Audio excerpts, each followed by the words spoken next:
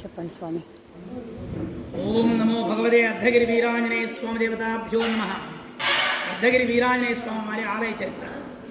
ఆంజనేయ స్వామి వారు త్రేతాయుగంలో రామరావణ సంగ్రామం జరిగిన సమయంలో లక్ష్మణస్వామి మూర్ఛపోగా ఆ యొక్క మూర్ఛ నుంచి లక్ష్మణస్వామిని మేలుకొల్పాలంటే సంజీవని ఔషధి మూలిక కావాలని చెప్పగా ఆంజనేయ స్వామి వారు హిమాలయాల్లో ఉండేటువంటి ద్రోణగిరి పర్వత శ్రేణిలో ఉన్నటువంటి సంజీవిని కోసం వెతుకుతూ ఆ యొక్క సంజీవిని కలిగినటువంటి పర్వతాన్ని పూర్తిగా పెకలించి లంకకు తీసుకొచ్చే సందర్భంలో ఈ యొక్క ప్రాంతంలోకి వచ్చేసరికి భగవత్ సంకల్ప బలం వల్ల ఆ యొక్క పర్వతంలోని కొంత భాగం విరిగి ఇక్కడ పడ్డది చెప్తారనమాట.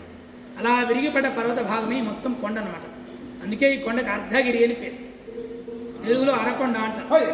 అట్లా విరిగిపడిన కొండలో సంజీవకరణి, విశల్యకరణి, సంధాన అనేటువంటి రకరకాలైన వనమూలికలన్నీ ఉండేవి చెప్తారు.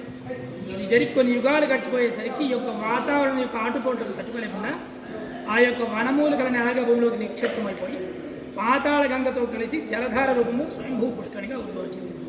అందువల్ల ఆ యొక్క పుష్కరిణి తీర్థానికి సంజీవరాయ పుష్కరిణి తీర్థంగా పేరు వచ్చిందన్నమాట. ఆ తీర్థం పూట జలధార అన్నమాట. ఆ తర్వాత ఈ యొక్క క్షేత్రం ఆంజనేయ స్వామి వారి యొక్క వరప్రసాదం అని గమనించిన మహర్షులు ఈ క్షేత్రంలో స్వామివారిని సప్తర్షుల్లో ఒకరైనటువంటి కశ్యప మహర్షి ప్రతిష్ఠింపజేశారు. అత్యంత పురాతనమైన చరిత్ర కలిగినటువంటి ఆలయం అర్ధగిరి వీరాంజనేయ స్వామివారి ఆలయం. ఇక్కడ స్వామివారు ఉత్తరముఖంగా ఉంటారు. ఉత్తరముఖంగా ఉండే ఆంజనేయ స్వామివారు విజయకారకుడు. ఈ క్షేత్రంలో విశేషంగా స్వామి ఆరోగ్య ప్రదాత.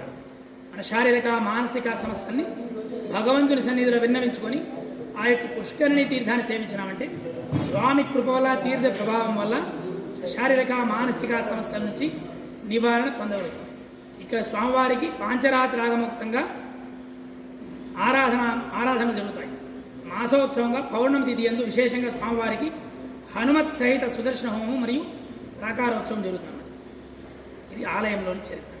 ఓం నమో భగవతే వీరాంజనేయ స్వామి దేవత. మీ పేరు స్వామి? మీ పేరు? నేను స్వామివారి ఆలయ అర్చకుడు సంపత్ అన్నమాట. నేను సంపత్. Thank you.